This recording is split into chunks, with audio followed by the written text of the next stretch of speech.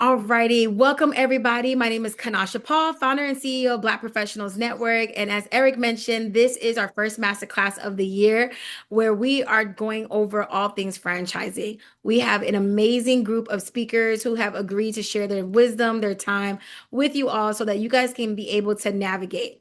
So to kind of give you just a little bit overview, we want to be able to kind of set your tone, like set the what is going to happen today as far as the event is that we are going to have, I'm going to provide a brief overview of Black Professionals Network, and then we're going to give an overview of what this conversation is going to be about. For those, if this is your first time interacting with BPN at all, Black Professionals Network is a social learning organization with a focus of navigating Black professionals to become accredited investors. So that work involves us hosting a lot of wealth and economic development based programming so that you can understand how to explore different types of whether it's entrepreneurship, whether it's real estate investment deals, or participating in equity capital plays in tech and venture. We want to be your community to be able to not only learn together, but to be able to build relationships as well. And so a lot of the work that you'll see that we do is a mix of media as far as storytelling around different things that are happening as far as like in the Black economic development space, as well as hosting master classes or in-person events to bring in high net worth individuals together so that they can form deals and they can be able to increase their wealth. Because our big North Star as an organization is that we believe that if Black professionals were able to increase their income, we would be able to see a lot of systematic differences and changes in our community. If we had the money, the different types of world that we could be able to create, not only for our nonprofits, but for our communities, and we could be able to spread that wealth. And so that is our North Star as an organization. So I always commend everybody. Thank you so much for agreeing to be on this journey with us. We know that it is a big mission is a big task. And we believe in our tagline that together each achieves more and helping us achieve it. So without further ado, I have the distinct honor of being able to welcome our speakers who are going to share a lot of their wisdom. So with first up, I would like to introduce Kika Wise. So if you don't know, Kika Wise is one of the first female franchisors in the US. After scaling her own brand to about 13 plus locations nationwide, she now helps entrepreneurs figure out how to scale their own businesses and also how to help professionals find franchising that they can participate in. So thank you, Kika, for joining us. She is the founder and CEO of Black Box Franchising. Next up, we have Stanley Webster. So Stanley, he is a Chick-fil-A operator. So out of Cienga Triangle, I was like Cienga Triangle, Inglewood. After becoming a franchise owner operator at the young age of 26, he returned to LA in 2020 to open up his own current location. He's a doctoral candidate at USC, and he's deeply committed to making sure community people look like him, who came from his background, who came from his communities, be able to understand different economic plays. And then final but not least, we have a combo coming out of WeFranch. We have Gregory and Miriam, who are the founders and corp managers of WeFranch. They are a franchising platform that helps founders and that helps franchisees match up with franchisers. So it's a data software and community platform for all things related to the franchise industry. So as you see, we brought in together a very thoughtfully crafted panel of speakers to kind of give you not only from the tech aspect, from the operator aspect, from the entrepreneurship aspect. So we think that this is going to be definitely a worthwhile conversation. So without further ado, I'm going to kick it off first to you, Stanley, because most of our professionals, if and also guys, feel free. We love to have engagement. So if you are on this chat and you want like kind of like for us to anchor, definitely drop your name or where you're coming, joining us for the conversation. We are going to have a question and answer portion during the session. So feel free to get comfortable dropping your questions and engaging in the chat. So without further ado, I'm gonna kick it off to you, Stanley. What initially drew you to franchising instead of starting from scratch? And what surprised you most about, stepping into that journey? Yeah, absolutely. Thank you for the question, and thank you for allowing me the opportunity to be here. I'm looking forward to the conversation we're having today. When I think about what initially drew me to franchising, versus starting from scratch, I would say it had more to do with the actual structure, right? When I think about my background and where I come from, I didn't come from a background where I had access to capital necessarily. Growing up in the South, single family home, single mom, working three minimum wage jobs, a dad who wasn't present in my life, that wasn't even something that I had access to, right? Also didn't have access to networks. Or even a blueprint for what building a business from scratch looked like, right? So franchising for me gave me a proven system, I guess you could say, and this excitement around some brand equity and just having like a an operational playbook, right? Something to work with. So I'd say that'd be the top answer, and I think what surprised me most about um, you know, the job was really just this conversation around people, right? And how people are actually the engine of everything, not the actual product. And I think going into franchising, I was like, okay, this is interesting. It'll probably be more product focused, but it's actually more people focused. So you go in thinking you're running a restaurant, but you're not really just running a restaurant. Like the expectation is that you're actually building leaders, right? You're building like a blueprint for your business. And you're having to manage culture and you're having to develop people every single day. So I would say it's probably those things. And I think, just something interesting that I think about in my shoes today is the system kind of gives you the what, but then that actual ownership still demands of you to figure out the how. And I find a lot of excitement in that. So just to kind of double tap on that, what I'm understanding about your journey is that you went into like you just understood that you wanted to tie into entrepreneurship, but wanted to kind of bypass some of kind of like the initial of like the traditional route of like or the other way. And I mean I say traditional, but the other way about, having to start like figuring out your brand or logo. So what made you decide to land on Chick-fil-A? Like of all the different types of brands that were out there, what made you land on them? Yeah, Chick-fil-A is just so unique and different, right? And I think that like I said earlier, going into it, I was never, I'd say per se interested in franchising. I was interested in being able to your point, build wealth, have some money, have something that was my own, but I didn't have the capital. And the unique thing about Chick-fil-A, as my friends from We French know, who we actually work with, with Chick-fil-A, there is extremely low buy-in, right? Like initiation fee. And as a young Black boy growing up in the South, I didn't even know that that was a possibility. One, I never saw anyone that looked like me owning a franchise, much rather a Chick-fil-A franchise, right? But working with the organization, I realized, hey, there's an extremely low buy-in. So with Chick-fil-A, it's a $10,000 initial fee. At the time of me actually becoming a franchisee, I think it was 5,000 at that time. So the Okay. thought of, wait, I can invest $5,000 into being a partner with Chick-fil-A. That seemed more manageable for someone like myself who doesn't come from money, who didn't have hundreds of thousands, if not millions of dollars of capital, right? So for me, that's what made me um, choose Chick-fil-A specifically. Okay, that's great.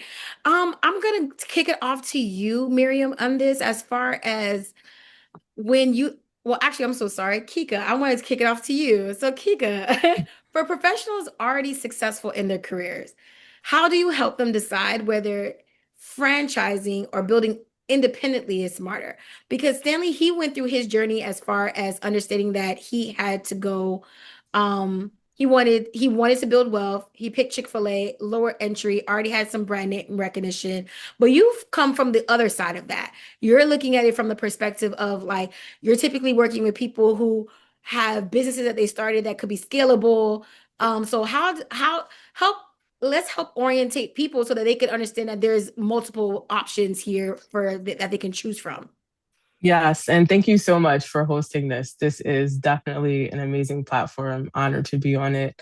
And so, as you said, so we focus on the business owner and their development to one day become a big brand like Chick-fil-A. And there are a lot of missing things that the average entrepreneur is missing to get to that level. And so what we focus on is getting them ready for a platform like WeFrench, so that they can thrive. And so from the professional aspect, many professionals have businesses on the side sometimes that are franchisable.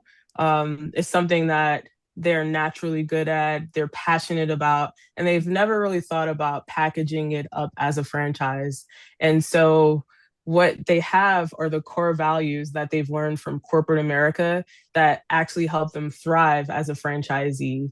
Many people have careers in the corporate field and don't realize that they are a master of learning systems and processes. And if they transfer those skills to franchising, they'll thrive as an operator. So it's really, two different types of people. One that has something on the side that is franchisable that can be developed into a bigger brand, or the professionals who have already mastered systems and processes from the corporate side and realizing that they can apply all those years of training to actually owning, a franchise as a franchisee. Okay, so that gives some good context. So people can who are listening in on this conversation, they can understand that they have options. So they are looking at it from the perspective they can go to the big box brand and we're gonna definitely pivot to reference because I feel like they cover a little mix of that, right? So the big box brand of like either a major corporation or they can decide if the thing that they're building, do they want to make it franchisable? And so when you think about that, what are typical company, like what are typical industries that fall under that? Um, like is it because I know there's another person in our network who they franchise their tax office, right? So that was something that they were able to sit there and do. So what are some categories that when you say that someone who is building something on the side that they can make franchisable? Exactly. So professional services, Mhm. absolutely. Home services. Sometimes people have a trade that they kind of do on the side that can actually be developed as a full-blown franchise model. Of course, the restaurant space. And there's so many great options. And I was just looking at a platform in the restaurant space, Toast. I don't know if you all have heard this, but Toast is building a drive-through platform where everything is integrated. So these restaurant franchise concepts are just making it easier to really just step into and master because everything has been figured out for you. So it's home care, professional services, restaurant, health and wellness. There's so many different industries that are booming right now that really rely on humans to actually do the work. So there's so many options. A lot of people, there's not one industry to think of, but I can bet that if it's something that you find a lot of people are interested in, it can be franchised. So Awesome. So I feel like this is a good segue for you, Miriam, as far as like we French, like you guys hold a number of franchise type businesses within your platform.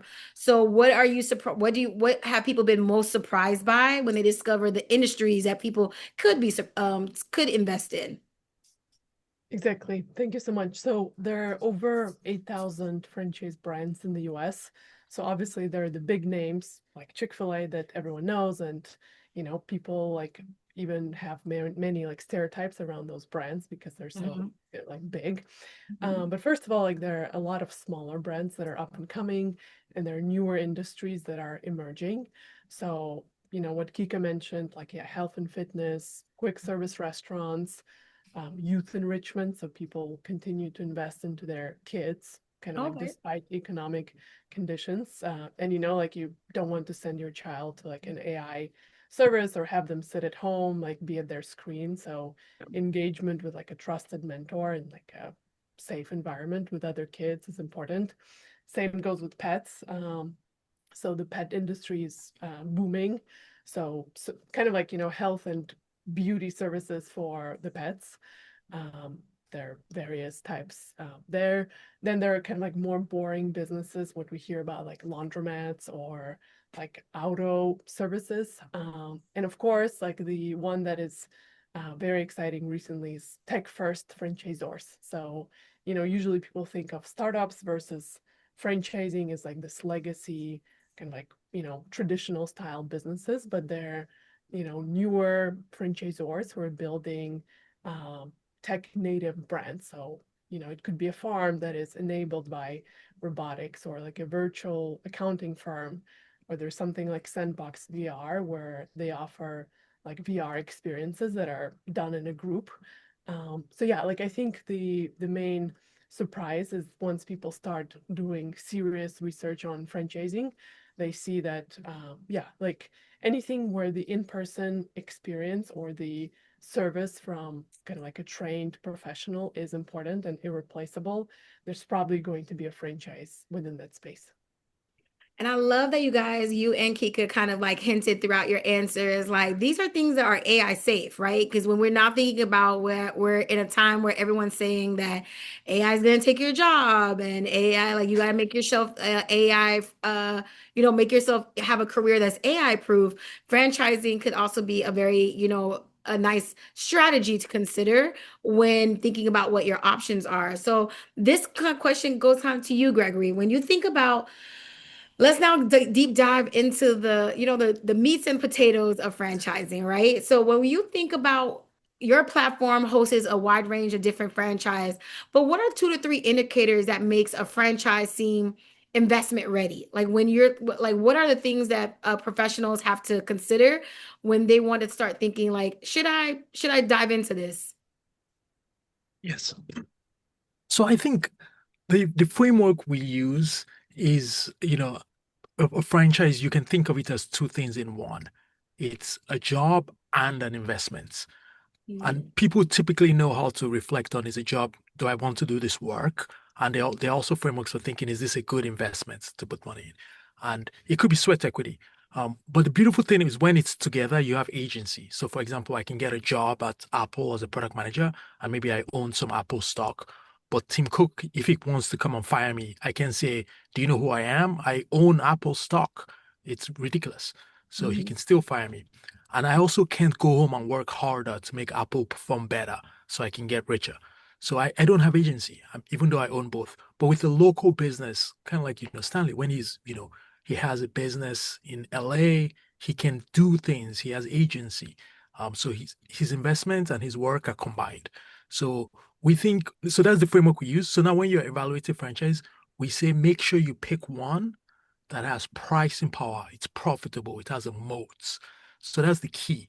So when you're building your own startup, going from 0 to 1, there's just luck involved. Like, you can think of it as like gift from the universe, like that you get that chance that you build something differentiated. Most businesses just get it endless competition and you just get eroded away. But there are certain brands that have shown to have pricing power, durable over time across locations. Um, so yeah, basically, and when you're operating in one that has that, it's still hard. Every business is hard, but it's completely different from when you're working in a business that has no pricing power and you don't have any margins in short. So we encourage people, you're going to pay royalties, but you want to make sure that the margins more than compensate for that. And then your life as an entrepreneur is to be a great operator, basically.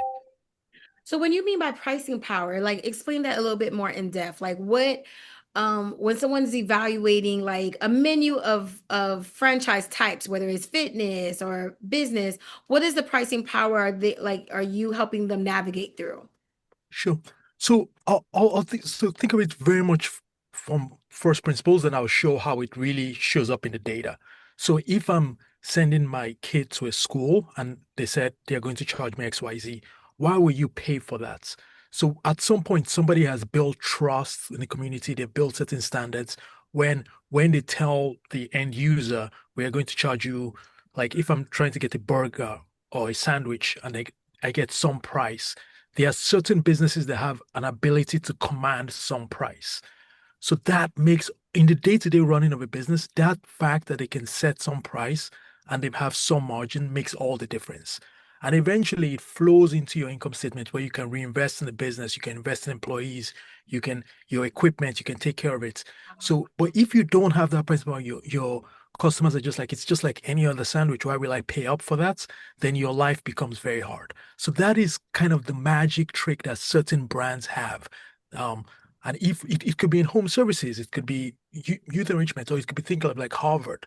So they have all these brands, they have certain pricing power where people are not negotiating with Harvard what their tuition should be. So that means if you get to own that business, your life is completely different from when you own just some school and you're trying to convince people to go there. So that's the key thing we like private equity investors, Warren Buffett, value investors look for. And we think when franchisees look for that, and usually it also means many things, like the founder will have crafted something differentiated and special, put their heart and soul into it, like Chick-fil-A, like Truth Kathy. So for many years, someone crafted something different, and now you're stewarding that versus when it's undifferentiated. But Love we think that. that's the thing. No, that's a perfect answer. And I feel like that gives me opportunity to bring Kika up to kind of like dive into that a little bit more for us as far as so Gregory did a perfect job of outlining kind of just like, hey, when you're looking at a franchise, you're understanding that you have to look at the kind that is going to give you like the great profit margins to really look at it from the dual lens of like, it's a job, but it's also an investment opportunity. But what are you finding that professionals in that process, like what are the mistakes or the like the misconceptions they're making across in that process? Yes, and I hate to bring this back to WeFranch, but I really do love the platform, and I think this closes the gap for what I'm about to say. The due diligence process. I'm a franchisor by trade. I know what it's like to have franchisees. I know what it's like to try to sell. Put your best, get shoes on, but also the franchisee being new to this space and not really knowing what to ask, what to look for, and just kind of going into the situation blindly. So, doing the proper due diligence is very important. And what I always recommend is to call current franchisees randomly, not the franchisees that are presented to you to call. And this is a franchisor speaking, so I have to keep it real with you guys. But actually, just randomly call franchisees all over and just get feedback if you can get them on the phone, if you can get them by email. Usually people are very open to it, especially if it's going to help grow the system. They'll be willing to talk to you. But just researching the proper way to do due diligence to find out if this opportunity is what it says it is. And also make sure you choose a model that you can be passionate about because you're going to be in the system for 10 years on average just to start off. So you want to make sure you match your passion with the brand that you select. So it's fun because, like they said, Stanley said, it's not always easy, but it's those times of passion that can get you through. So if you choose a brand, if I'm choosing, I don't know, I don't want to just come up with a brand because it may be something that someone's interested in. But if I'm choosing a floor washing brand and I hate cleaning the floor, but I look at their item 19, they're making so much money. So let me buy into this brand, but I hate cleaning floors. So you want to make sure you choose wisely and just try to find your passion in the model that you select. And that makes sense because Gregory did say it is a job and an investment. So if you don't like cleaning floors and you're picking that as a franchise, like you picked a bad job, right? And that's basically like what you're not, you wouldn't 100%. put yourself into that. So I feel like that may, now that you set up Stanley really well to come up to kind of then share his perspective as a franchisee. So break it down to us, Stanley. Like you're in the game. Like you picked your job and your investment. Okay. So what does ownership actually look like? Like at least for the first 6 months. Like paint the picture because I think franchising sounds sexy. We understand like that there could be a low entry barrier cost. There is some flexibility, but for you, what was the first or 6 to 12 months like in your job investment journey? Yeah. I think it varies, right? I think it varies across different businesses, excuse me. If I'm just being honest, especially in a system like Chick-fil-A, you're not really balancing this with another full-time job. This is literally your full-time job, right? And I think we have to also realize that at the heart of being a franchisee is a whole person, right? When I opened my restaurant here, mind you, I had a Chick-fil-A that I owned in Philadelphia for like 7 years or so. But when I opened my restaurant here in Los Angeles, I opened my restaurant January 7th, 2021, which was at the height of COVID. It was a day after the Capitol got stormed. So imagine just everything going on in the world at that time. I mean, there was just, I mean, very similar to the space that we're in now from a political standpoint. We won't go there, but anyways, there was a lot going on, Mhm. needless to say. And I opened up a business when the first 2 years of my business, my dining rooms were closed because we didn't have people eating inside the restaurant. So I had a whole team that didn't even know how to interact with customers that were eating inside a dining room. And then you think about just 3 months into my grand opening of opening a new business, my father almost passed away. So my father was in a coma for 2 weeks, right? So I say that to say, when you're opening a business, you're still a human and there's still like real life things going on. But I'd say those first 6 to 12 months for me personally, they were really intense. You know, not only was I learning the business, and mind you, my entire career had been with Chick-fil-A. I'm at 2 decades now with the company. I started when I was 15. And even though my entire career had been with Chick-fil-A, I was still learning the business. Like I was having to train a different muscle, right? I was, building my leadership team. I was trying to understand the operations of my specific business, right? Not just like the Mhm. overall expectations that Chick-fil-A had, but like how do I want to, run this business operationally, right? The things that I have control over. Um, and I think one of the biggest things for me was just establishing culture. And having learned that experience at my previous franchise business that I bought into that came with an existing staff. This Ooh. one was a new one from scratch that did not come with an existing staff, right? So I learned the lessons from that first experience to go, hey, like when we open this new restaurant, like culture is going to be a priority, right? But you're just in the details, needless to say, hiring, training, taking the Yeah. orders, food safety, what's the guest experience looking like? And I think that a lot of times with franchising in general, with people that I talk to that are interested in it, a lot of people, and this is maybe like I'm speaking from a Chick-fil-A lens, which I think is a very different franchise Yeah. lens. But I think a big mistake that a lot of people make is thinking that, they're just buying some, passive income stream, right? Like just to have money come in.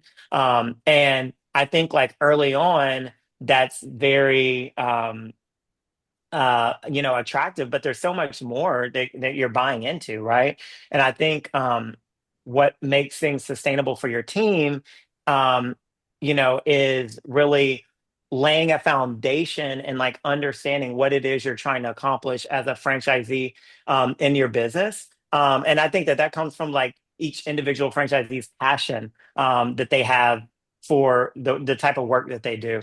So yeah, I'd say I guess that is how I would answer that question. No, no, that was very helpful because I think what I'm heard, and I want to set clarity for other people what they can extract from this is that you I think to your point, people do look at franchise as it's like almost like a stock, right? Like they bought a stock and it's some passive income. But this is when we say it's an entrepreneur shortcut, it is still entrepreneurship. It's just saying it's a shortcut, but you are still an entrepreneur. You are still running a business, and you do have to think about all the things that it takes to run a business. I think what the other panelists have also mentioned is like other people are coming from different experiences.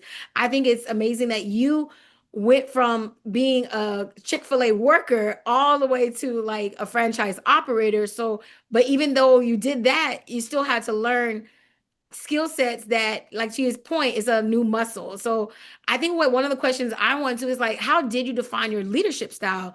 Because I think that is something that the data shows, regardless if you do all the things right, the leadership part of a franchise can make or break it.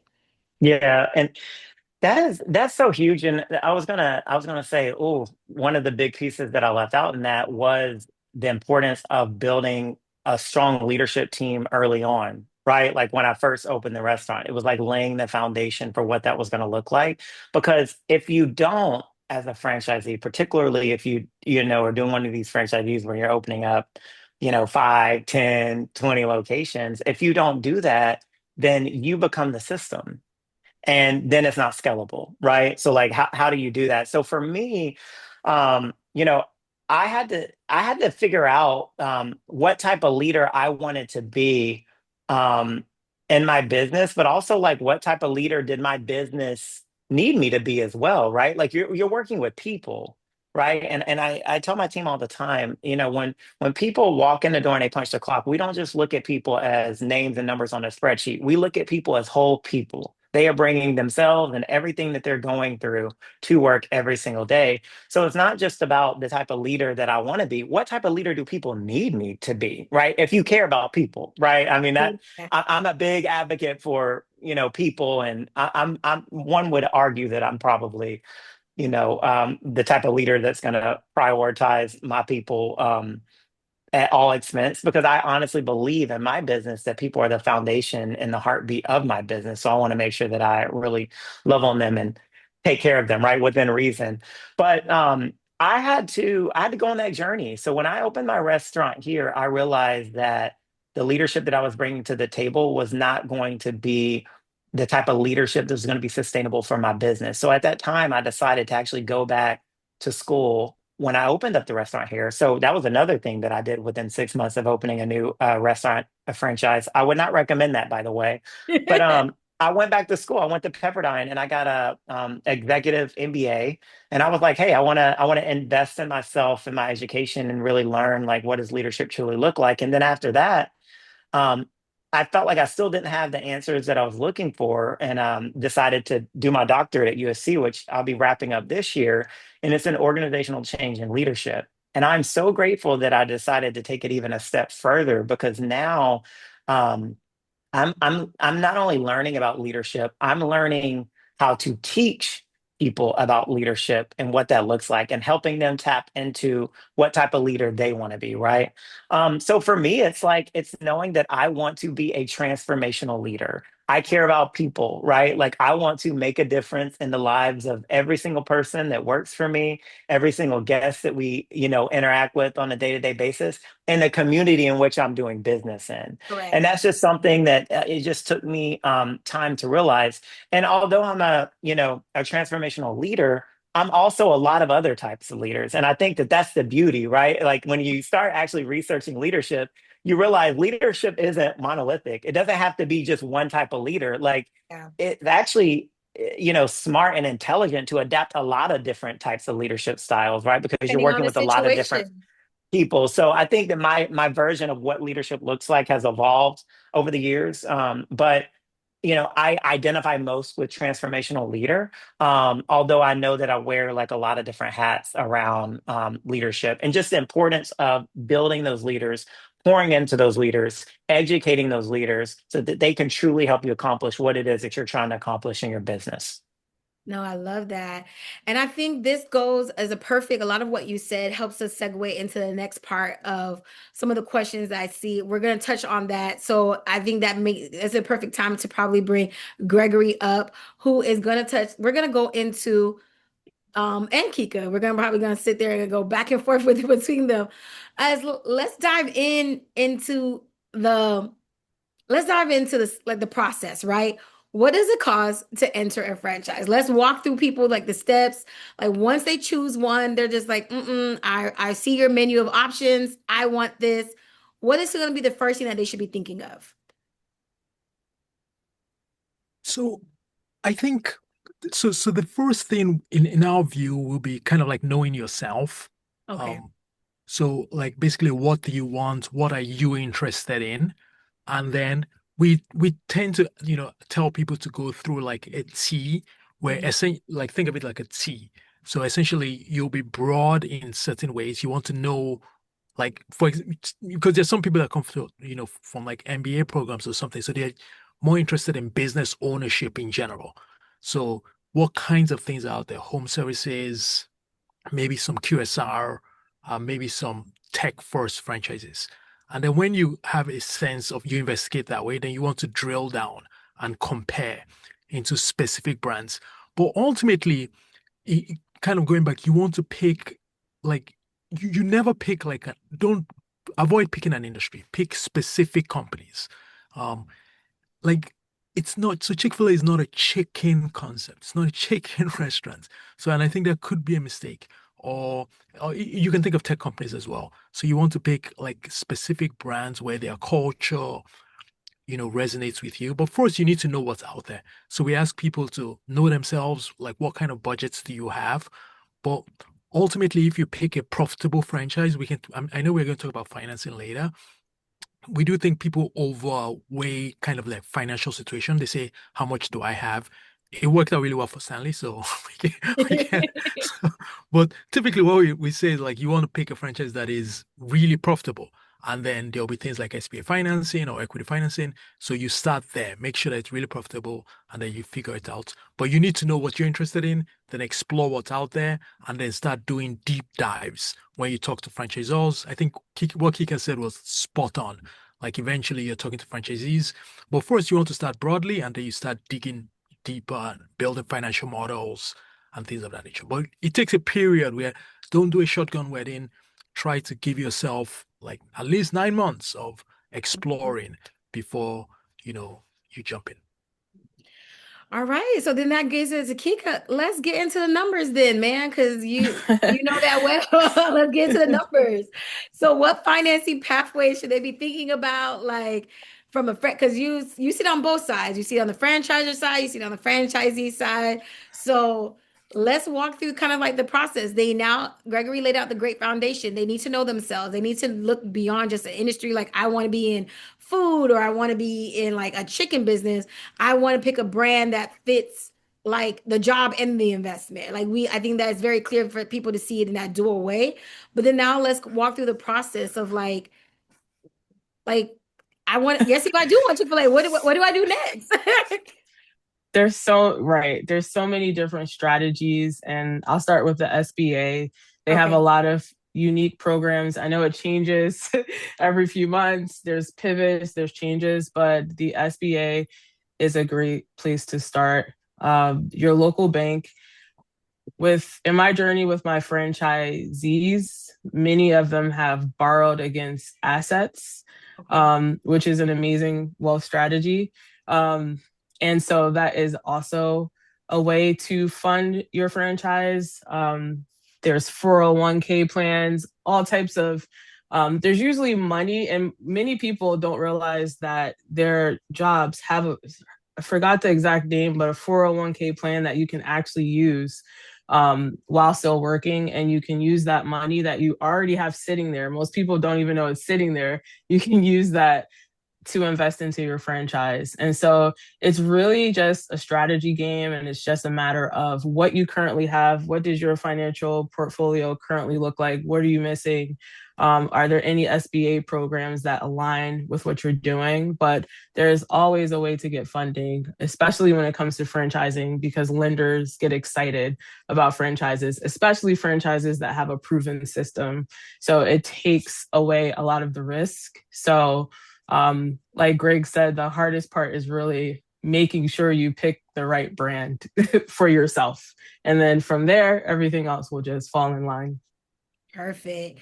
So, Miriam, this is probably where you can best help us answer. Like, what are the professional relationships or services that you need to have to get this going? Because Gregory, so I'm just adding on top of it. So Gregory said there, made it very clear that you need to know yourself. You need to know what culture you want to buy into. Kika made it very clear that you need to do an assessment of the inventory, your finances, and then be strategic about like where are you going to get the money. Like Stanley, he said earlier, like he was fortunate that his buy-in was a lower barrier of entry. And so that was the way that he was able to kind of like get into it. But so let's add that next piece. Like, what is the relationships, right? Like, who are the people that you should have on your team, from legal and on? Like, what does that look like?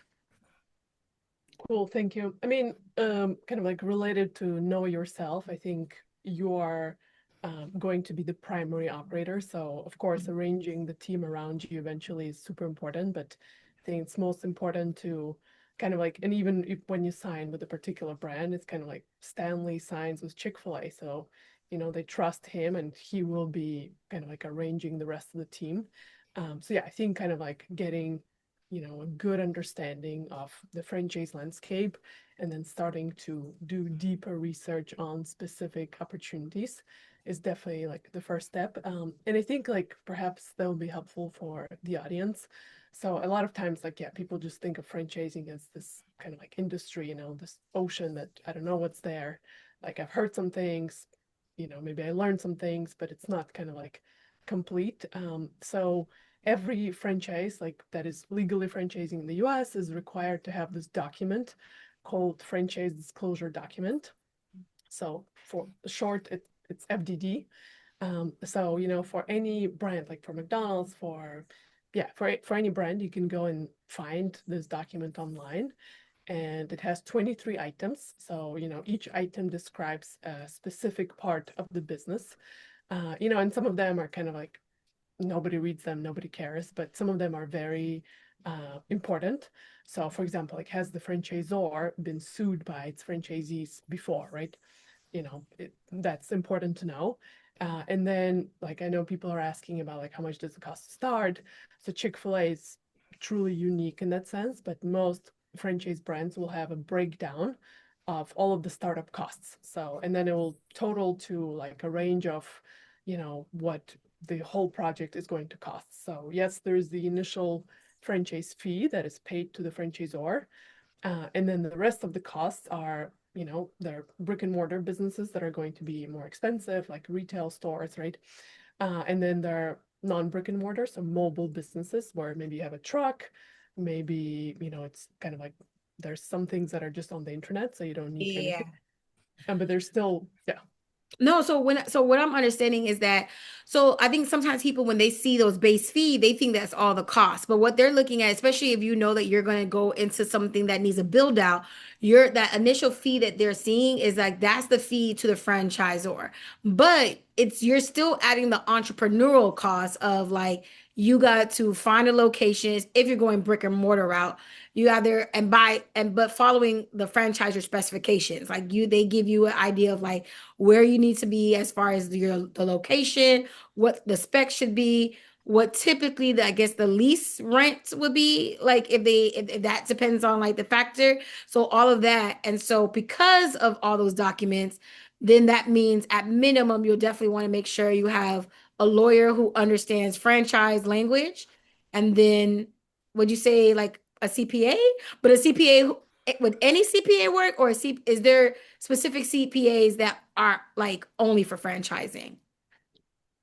So I think kind of like these people are definitely like valuable to get on your team once kind of like things are ready to be put in place, which is like when you sign the franchise agreement with the franchisor. But kind of like until that point, really you're trying to get a comprehensive picture of like, what are these costs even? Like sometimes when, I read them, I'm like, wow, I didn't even know that leasehold improvements can cost that much, or like that you need insurance and it can cost like, I don't know, up to like a certain amount for specific industries. So kind of like at the initial stage, you're just trying to make sure that you as the future operator understand the scope of the project. But of course, like down the road when things are getting, real and you're actually, committing to pursue this. So yeah, like Kika said, the SBA loan, so it covers 80 to 90% of the startup costs. So let's say if it costs a million or 100K, like that, like 80 to 90% is going to come from government funding. And the 10% you put in equity. So that requires personal guarantee. So it's a big decision for, anyone. So, if it makes people feel comfortable to kind of like have a lawyer review these things, it could be helpful. Awesome. So we're gonna kick it to Stanley because we see we got a lot of questions in the chat.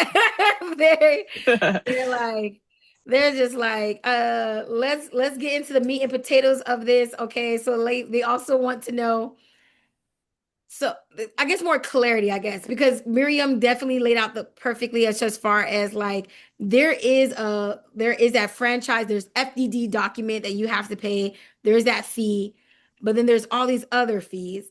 And I think Kika also mentioned that there is funding, but I think people, to my knowledge, it seems very similar to almost like if you're purchasing a home, like the home is worth $1 million. The bank says that you got to put 30% down.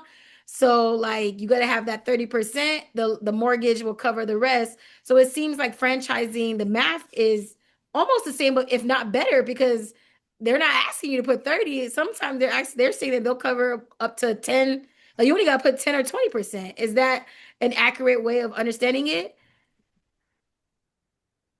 Yeah, so I mean, I'm only going to speak to my experience, Okay. right? Because I think the Chick-fil-A experience, and I see some heads nodding, the ones that know, the Chick-fil-A franchisee agreement, as Kika said earlier, it's so it's unique and it's different, right? So with your most franchises, right? Like you have people that are interested in getting these loans and really building real equity. Chick-fil-A is so unique in the fact that it gives someone like me like a great opportunity to um, build income, right? Like generate income, make money. And then as a franchisee of Chick-fil-A, I then choose to invest that money in whichever ways that I want to be able to build wealth long term. But the unique thing about Chick-fil-A is you don't really have it, like I don't have any real equity. Right. So so the franchisee fee is $10,000, right? And you're paying your base operating service fees, which with Chick-fil-A around 15%. You're doing profit sharing with Chick-fil-A, which is, around 50%. Mhm. So you're paying Chick-fil-A a lot of money, right? And that's not normal for most franchise restaurants. And I'll let Gregory and Kika, like some of those guys talk about that, but that's not normal for like most franchise restaurants. So with Chick-fil-A, it is a little bit of a unique, let's say, opportunity. I give you another great example. This is a conversation that people don't have, but it's a reality. If I were to drop dead today, my family wouldn't inherit my business. They wouldn't be entitled to anything. It would go to Chick-fil-A and Chick-fil-A would. So I say that to say there are a lot of pros and cons, right? So when you start doing franchising, you really have to do your homework and you have to figure out what works best for you. So for me, being a young boy from the South, growing up in a single family home with no money, not no hundreds of thousands of dollars, what bank, is going to be giving a 24, 25-year-old, you know what I mean, hundreds of thousands of dollars for a franchise? Probably not many. So it was just a unique opportunity, and I really seized that opportunity. I was like, wait a minute, I can do this for $10,000. So yeah, with me, it's like it's quite different. So I don't want to speak on that aspect, but maybe Gregory and some of the other people can talk a little bit about and Kika, franchisor, can talk about what that looks like for the average person that's interested in doing franchising. Yeah, because I agree because I think Chick-fil-A presents the opportunity that almost like they're almost saying that what would say it's not like equity, but I think it's more saying like they're saying that you are renting the job. Almost like they're saying like we're in a joint venture agreement. Like we're agreeing to be in a joint venture and we're profit sharing on this brand that I created. But with any joint venture, you don't own equity in the other person's business and they don't own anything in yours. So I think the Chick-fil-A model is very similar to like a joint venture agreement. You guys are coming together to like build a brand. But I think Kika, you operate with a lot of things that it is equity based. Like the person, when they're a franchisee, it is something that they could pass down to their family. When they're a franchisor, right? Franchisor, yeah. So yeah, so I haven't studied the Chick-fil-A FDD, but what I do know, because I did speak on a panel with another franchisee of Chick-fil-A, is that the power in Chick-fil-A is the people. And so by choosing the right people and investing in the people like they are with their franchisees, they're giving them a chance to learn how to build a system, um, to be a part of that powerful brand equity that Chick-fil-A has. You know, when people see Stanley and they're like, you own Chick-fil-A, it's immediately like, ah. And so that there's a lot of power in that can be leveraged in other ways in life. And so while they do have that type of setup for their franchisees, it's also an honor to be a part of a system like that because of the brand equity and of all the things you'll learn that you would never learn if you weren't selected to be a franchisee. And then to your point about the how much does it cost? Because everyone's, you know, how much does it cost? So within the FDD, there's a range. So like you said, there's a low range and a high range. And the idea is that you'll fall somewhere within the range. So you have to be comfortable with committing to the range. And from a franchisor's perspective, that's the hardest part, making sure you're giving an accurate range based on real numbers. And as long as you're comfortable with being in that range, you'll find out the exact cost once you see what territory are you going to open, what your situation looks like. So for anyone looking at franchises, just look at the range and you'll fall somewhere within there. And now so my perspective, my expertise is mostly in turning small businesses into these national franchise brands. And for the average small business owner, once the owner passes away, sometimes the business dies with them. The brand dies with them. And so what we do is we teach small business owners that they can actually extend the life of their brand by way of franchising to allow others into the system. So when they're no longer here, you'll still see Kika's Chicken and Waffles. it doesn't exist. Kika's Chicken and Waffles long past my lifetime. And so my family will be able to eat, no pun intended, off of that brand. And so that's what we teach small business owners so that they can become a powerful system like a McDonald's, like a Chick-fil-A, and the brand will always outlive the founder. Agreed. And you want to create, and that's ties so much in the work that we do as far as teaching our community, like to be legacy builders, because creating a portfolio, creating an avenue, so that way, whether it's from going into opportunities that you can, whether it's like a joint venture that you can, seed fund your legacy, and getting that capital to reinvest in yourself, or launching a brand that becomes franchisable, and that is something that you invest in your family. So I think that is 100% key. So we want to sit there and be mindful of time. We want to, and then give an opportunity for anybody who also has questions. So I want to go in and be able to kind of like touch on as far as have you found, like, and I know we touched on a little bit, but I think this is going to help in the processes aspect of it. When people are trying to become a franchisee, what step have you seen that they're skipping like constantly, that you find that makes the process a little bit harder? Because I feel like we need to double down, because I think that in all the conversations I've had about franchising, like to what Greg said, like people see that this big pool, they see all these options, it feels like this surreal, but people are skipping steps because it is a great opportunity. So you would think a lot more people would tap into it, but there's steps that they're most likely is missing. So what are some of those steps? Should I go first? I have a step. Okay. So if I had to choose a step, the biggest, it's more of a thought and an understanding. There's some amazing, brilliant people in the franchise industry, specifically franchisees. But sometimes when perspectives are looking at a brand, they see it as an opportunity to own a business that they can grow in any way they see that it should grow. So they have this entrepreneurial mindset and they're just like, oh yeah, I'm not reading the FDD. Yeah, here's the money. But in their mind, they're like, I can't wait to get into this Chick-fil-A system and introduce fried pickles. I don't think you guys have that, right? Or just, these are my ideas. And so what the step that they're missing is understanding that they have to follow the system. This system has already been built and they have to be willing to be mentored by the franchisor and team to work the system that already exists. And everyone in franchising knows the Big Mac was an idea of a franchisee. So there's also some valuable information that will be said that the franchisors might adopt. But the biggest step I see being skipped is that this is a system that you have to follow. And if you skip that step, there's going to be tension and frustration when you realize you can't just do whatever you want. You have to follow the system that works.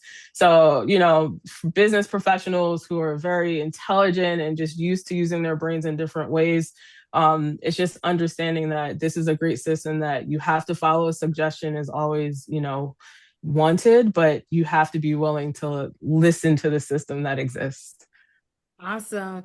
And I think, Gregory, that brings a great question. I want to point to you. What makes a good franchisee then? Because at the end of the day, you're getting the inbound of people who are interested. They see the menu of franchise operations that you have in your system, but what makes a good franchisee? So here, I'll sort of go. So like I know Stanley and Kika, and to be honest, I'm fans of them. But I don't want but I don't want to also like just kiss their ass all this. But I'll say like think of like a great leader, like a kind of like a Stanley said. So like I'll say like a great local leader is what you're looking for. And usually in franchise brands, the best ones, they all have like there's statistics out there, but basically, and it's not just going to be specific to like Chick-fil-A. All great brands will have more prospective franchisees for that specific territory than they will have spots available. So kind of when a franchisor is actually chasing you, that's actually a negative sign. So it's typically like they're the brand. So they're supposed to be attracting great operators. So now why do they need to give you ownership, that local ownership in your market? It's because you're bringing some like no one is more motivated than an entrepreneur. Like it's the entrepreneur's shortcut. But when you own it, you're going to clean the bathroom, you're going to care, you're going to be a steward. Your name is on the door. Like so basically like being a great leader. I'll say that's the key thing. And I was just going to add some thoughts earlier and I'm going to share my screen if you don't mind. And I'm going to Oh, yeah. I'm a super nerd, so I'm going to kind of like really bore people. We used to joke that the No, FTD is more they love effective to than see that. So I'm pretty sure they're going to want to see like what does the numbers really look like? And he told me yeah. he got a presentation for y'all. No, it's not for the job. We'll just share a few screens. So this is Okay. like what Miriam was describing, and it's kind of like item 7 where you see the initial investment broken out, and you also have the item 19. But remember, this is like a 400-page document. This is like one of the concepts I really like, but I'm not going to mention them. But you anyway, you look that they are profitable, they have these margins, things of that nature. So that's an item 19, and ultimately you know, as we mentioned, there are thousands of different concepts. So how do you compare them? Well, you build financial models to get the best ROI. So there are ways in finance where, regardless of what is structured, whether it's a bond, I can always compare what are my cash flows and what is the best ROI. So we encourage people to do that research. So going back to what makes a great franchise, you are informed, you're a great leader, you've done research, and think of, think of your franchisor almost as your co-founder. So Oh, Greg, you Sorry. turned up. Go ahead. I'm so sorry. I think he accidentally moved you. Go ahead. Cool. Sorry, no worries. So I was just going to say one last thing. So think of like Kika when she founded a brand. Like she founded a brand, it's working, she's making money. Now in my local market, imagine if she could, like in my startup, imagine if she could be my co-founder. So she'll tell me all the secrets. She'll share her brand recipes. She'll come up with a marketing plan, tell me what the costs are, the vendors to use. That would be so valuable. So she's kind of like the product person, and I am supposed to win the markets. So I'm supposed to be kind of the entrepreneur in a co-founding team that is going to hire people, go out and do community research. So a great franchisee is someone that you think is great at executing, leading. So you don't necessarily have to come up with like the product ideas. And if you're a product visionary, you might want to consider, as Kika is mentioning, being more on the franchisor side.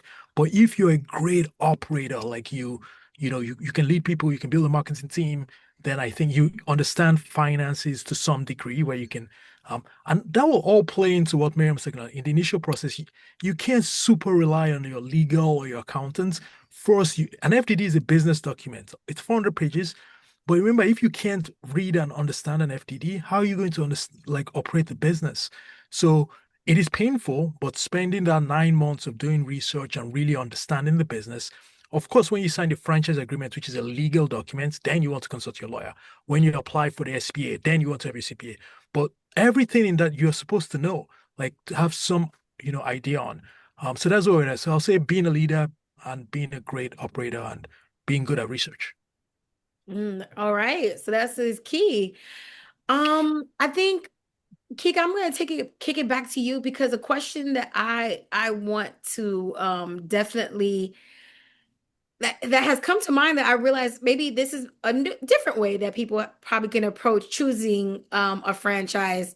What about the target audience? I know people sometimes look at it like from the brand and that brand culture, but what about like how most entrepreneurs is like when they think about like the other way, right? If you're like the franchisor entrepreneur, right? You created something, but you had a target audience in mind of who you wanted to serve. So would that be a great way for a way for a person to think about like picking a brand based on who do you want to serve?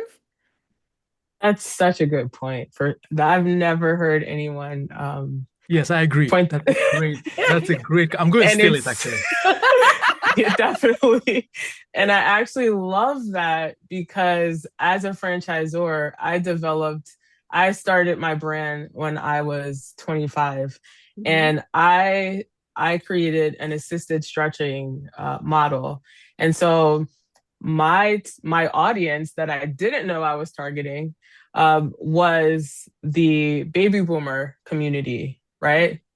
Thank thank God, right? Because it's a great it's a great generation to build a business with. But I often thought, man, I should have chose a different target audience because I wanted to have more relatable conversations with them, do more fun things, that they really were not into. We would have all types of events and they'd say, "Oh no, I'll just see you at my session." And I'm like, "You don't want to come to the stretch and sip?" They're like, "No, I just want the service."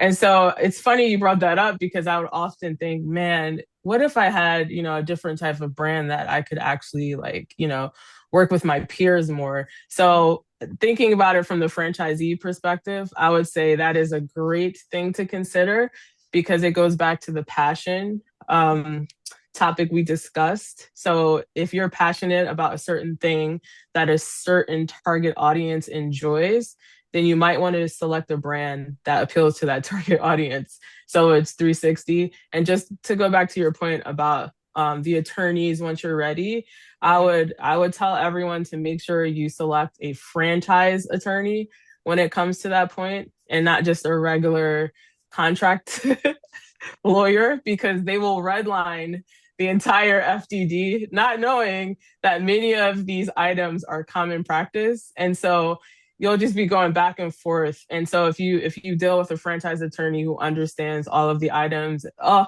there's no red flags here, go ahead. But if it's, a contract attorney who maybe hasn't seen too many FDDs, they're just going to redline the whole thing. And you're going to be like, let's just start from scratch. And you're So going to pay a just hefty legal fee at that. that part. Yeah.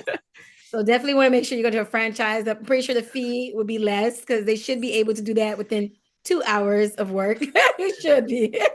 Versus 200, right? Yes, exactly. All right. So that I think the next question before we sit there and go to a final and open up goes to you, Stanley, as far as someone wants to know what is this? Well, maybe actually Kika. So we'll see who could actually, because I know Stanley, you went into this straight from being a Chick-fil-A employee, and then decided to be an operator. But for other franchisees, I know that sometimes you guys meet up and this. Is it possible to do this franchise business while you're operating um a full-time job? So for Chick-fil-A, the answer is absolutely not. But uh, I think Kika would have something different to say from her vantage point, She's like, Yes. or maybe not, or No, maybe not, or no, maybe no, not. no. This is good. So it definitely, I think I know that a lot of the best franchise brands are seeking owner operators. especially in their initial phase of offering franchises, because they want people to learn the business and to experience the business so that they can be better at the business versus selling to someone who is like, great. And then they look for a manager or they hire a manager to operate the business and then they're nowhere to be found. So it really depends on the brand and the type of operator they're looking for. But I would say definitely pay a lot of attention to that and make sure you're aware of that and you ask questions about that so you know what your daily involvement will look like, because it does vary by brand. You want to make sure you choose a concept that works for your lifestyle and you would be open to whatever is set in place as a mandate.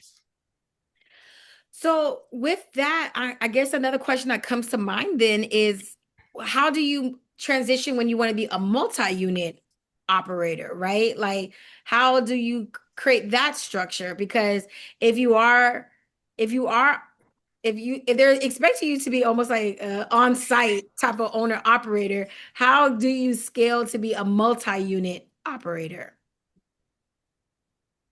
So I'll speak again from the Chick-fil-A perspective, and I'm actually about to be kind of going through that process. I've already gone through the process, and I'm actually going to be going through that process again recently. Mhm. So for Chick-fil-A, I think for everything shifts the moment your business can really perform without you being in every decision, right? Like, and your business is like exceeding expectations, right? Like from a performance standpoint, we're looking at like top 20% in the Okay. chain, right? Comparing ourselves to like other Chick-fil-A businesses. Um, you know, for me, I felt like that came when I stopped being, the best operator in the building and started actually building people who could operate at a really, really high level without me. Leadership for us is just so important, and I think people is just so important. And if you can like really master those two things, right? Like, um, you know building a leadership team, but also like valuing and caring for people. When I think about scalability, when I think about an additional restaurant opportunity with Chick-fil-A, scalability isn't just about the systems and processes that you have, alone, right, by themselves. It's about your leadership depth, right? Like how you're really showing up. And when you have people who can think by themselves, who can lead, who can make really difficult decisions or even business decisions. That's when you really start moving from, working in the business to actually like owning it, in my opinion. And I think with Yeah. Chick-fil-A, like, and us, they really want to see that we have owned that business and we've become just like the biggest brand ambassadors and created a system that is easily replicated, right? Like, hey, I go to Stanley's Chick-fil-A and the experience is so great. Interacting with his leaders is so great. Like, why wouldn't we want to replicate this business, right? And that's just something that I think about, like, how can I create that here in my restaurant? Or as I like to say jokingly to myself, I don't want to give them a reason to tell me no. So I want to make sure I have crossed all the T's and dotted all the I's. So that's just and obviously with Chick-fil-A, one last thing, there is a process, right? So like you don't just get to go, hey, I'm ready to open a second Chick-fil-A. Like there's actually a process that we actually have to go through, a very vigorous interview process where you're interviewing with directors, even up to VP level, depending on where the particular restaurant's going to be, what the projected volume is going to be. There's factors taken into consideration around geographic locations and shared customer base and things like that. So Chick-fil-A is really complex in its multi-unit process, but it's because there's such a low percentage of people who actually own multiple Chick-fil-A restaurants. So that's just a little bit about Chick-fil-A specifically. No, that's a helpful context because I think Gregory and Miriam, I'm going to bring you guys up to kind of answer this part of the question, where hold on, so where we can kind of now talk through the platform, right? So you guys have a platform that helps franchisees be able to kind of figure out where like what franchises that they would want to do and gives them that kind of like perspective. So share a little bit more so that people could kind of get an understanding of like how you can help them navigate that. And then I'm going to make sure we go to Kika so she can cover on the black box franchising side too. Awesome. I think to kind of like to Stanley's point, Chick-fil-A is very unique, and like our mission at WeFrench is to kind of like make sure that we can find the right fit for each person. So it's true that like, if keeping your job is kind of like very important, you can find a way where you transition into like ownership more like flexibly. There is a way that like, to be honest, most franchisors are probably looking for multi-unit operators, and they're just like different approaches, right? So sometimes it's kind of like upfront. So when you're signing with a franchisor, you'll say that like, I'm getting 5 units. So you don't have to open them all at once, but you're kind of like securing that territory, and then you'll be opening them like, one at a time. Okay. There's kind of like a different approach where it's gradual, where you open one, you have to prove yourself, you have to show that you can, actually run this business successfully, and then like you're approved for the next location. So I would say, yeah, like at WeFrench, like we help people like one-on-one, and obviously we have a lot of free data that's available to prospective franchisees to basically like, see what's out there, gain some initial understanding and kind of like competence in the franchise space, so that, when you're talking to these franchisors, obviously, they're great brands, but they're still selling you. So for you to be ready for these conversations, to be, like to know what to ask for when you're talking to franchisees, so that like, what parts do you want to like ask about. And then ultimately it comes down to like selecting brands that you are, really excited about. You can see yourself running one of these, or, many of them. And then starting to talk to the franchisor, kind of like franchising is a big decision. So usually, you sign an agreement for 10 years. Like, yes, you can sell. So, you don't actually have to stay for 10 years, but ideally, if things go well, like you will be running this business for a long time. Got it. So it's a multi-step process, right? Like first you think of it broadly, and then it gets more and more real, from kind of like abstract to real. You choose a location, you find the money, you apply for the loan. So yeah, Greg, I don't know if you have anything to add. Yeah, I'll just jump in real quick. And once again, I'll share my screen. I like share my screen. I don't know No why, but worries. cool. So I'll say like one thing is, so this is 2003. So when you look at the latest data, Chick-fil-A, AUV is over 9 million. So for example, when Stanley says like he has one location, he had multiple, we had one, now he's looking to get multiple. So like I don't know, like Stanley, like how many people overall work in your org, in your team? Yeah, and the one restaurant, a little over 100 people. So it ranges from 100 up to some locations 150. Exactly. So I'll just say sometimes people think of unit counts, and when you're running 100 unit org, so you're just not going to like run like how many. So it's different from running many other restaurants where it could be a few people. So just thinking of that, thinking of the revenue. So once again, building the financial model, I'm thinking of, as Miriam said, in practice, what does it mean? 1 unit versus 10. There are many people that we know that have 10 units that don't have 100 people working their org. And then, but as Miriam said, there are many people that they own multiple, and so there are ways to do it while you still have a job. The one thing we tell people is think of it when if you're opening a franchise while still having a job, often think of it as having 2 jobs. So just like there are nurses, there are many blue collar workers that work multiple jobs. So it can be done. It's painful for a while, but you can do it as a transition period to get. But if you're thinking of it as passive income, semi-absentee, we think it's very dangerous. But if you think of it as for a while, just to make it work, I'm going to work 2 jobs until I can transition. We've seen that work. That's just empirically. And then as you scale and you build a team, quite frankly, even if you're building a startup by yourself or you're working in corporate America, usually you start by, Mark Zuckerberg was coding in his room. And then now he, runs a team with like thousands of people. But it helps to start, it intricately, your business inside out.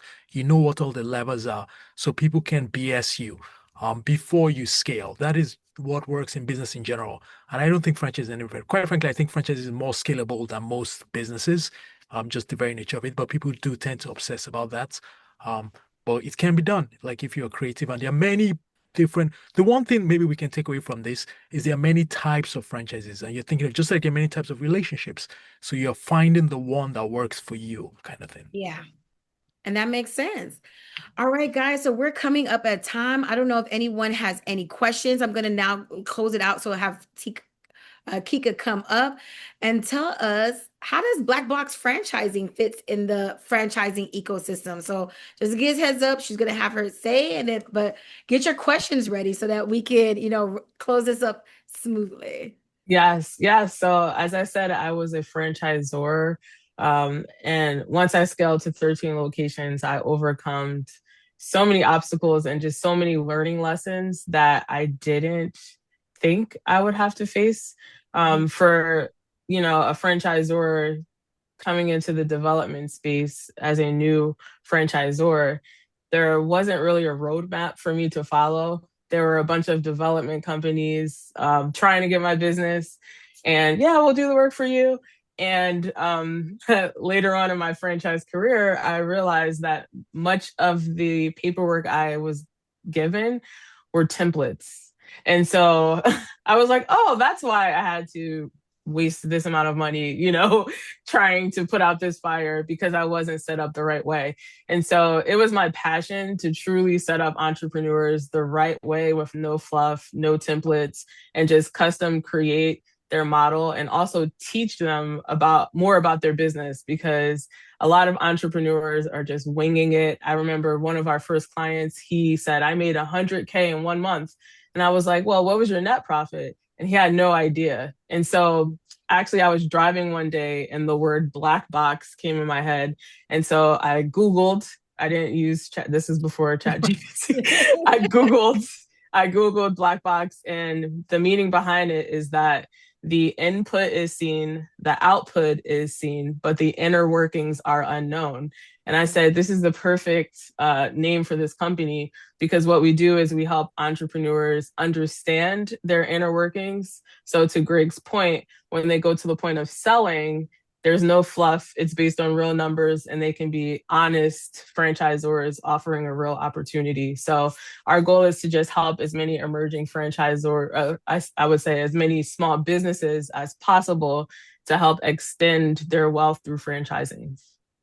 Yeah, no, I think that definitely the work that you're doing as far as getting them prepared to see that that's an option. Because I think too often when people start a business, they don't always see what are the exit opportunities, especially I feel like on a small business, because there are just some companies that are not private equity eligible, that they're not venture capital eligible, but they're franchise eligible.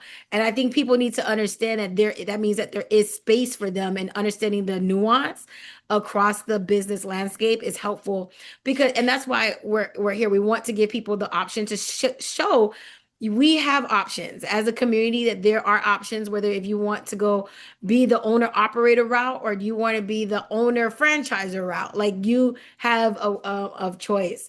So I'm going to open it up. Do we have any questions in the audience? But I feel like honestly, you guys answered a lot of the questions. Like, you guys got a lot for this session. I would say, if we're gonna close out, I'm not seeing any questions at the moment. I feel like did answer a lot of them through the discussion. Feel free, everybody, if you can, just share where they can find more information about you all and how they can get in contact. Thank you, Kenisha. You did a great job. Yeah, your questions helped us intelligently. All We're happy right. to drop our LinkedIn email and connect afterward. Perfect. And then also we for those who are in our community space, we are gonna drop the link so that you can guys get and get a resource guide so that connect you all to Black Box franchising and We Franch. But feel free, let everyone know. So I would say, Gregory, if you want to start off, how can people, oh, you dropped it in the chat, how they can Yep. get in contact with you and how they can learn more. Yep, exactly. So my first name dot my last name, so gregory.ugwi, UGWI, at wefranch.com. Yeah, definitely feel free to, like, we're very excited about getting like diverse owners. So feel free to reach out with any questions. We'll always be happy to chat. Yes. So Black Box Franchising on all platforms and LinkedIn as well. And I like to say that Instagram is our funnel to the small business community. So many of our clients are on Instagram. So you can follow me. I put it in the chat. It's KIKAIAM, Kika I am, and you'll be able to see some of the work that we're doing with emerging brands. Awesome. And then Stanley, I know he dropped his LinkedIn. Yeah, I dropped my LinkedIn. If anyone has any more questions as it relates specifically to Chick-fil-A, feel free to reach out via LinkedIn. And I also dropped my Instagram if anyone prefers Instagram as well. Awesome. Well, thank you guys so much. You guys provided such great insight. This conversation was so amazing. I'm so grateful that you guys were so generous with the information. And I look forward to you guys checking us out in our next masterclass session. And you guys, if you aren't a member of BPN at this moment, you definitely consider joining. You are going to be able to kind of get more high level information and guide and support because that's the work that we're doing. Your membership helps us fund the machine to get these kind of like content and information out. So definitely consider pouring into the organization. We are a 501c3 nonprofit, so this work does help us make sure that to carry on this mission. So everyone, I hope you guys, thank you again to our wonderful speakers for all that you shared, and we'll make sure that we follow up with you all. And you'll most likely see a lot of some of these sound bites on our social media. But other than that, everyone have a wonderful night. Thank Thank you very you. much, Thank you. Kanisha.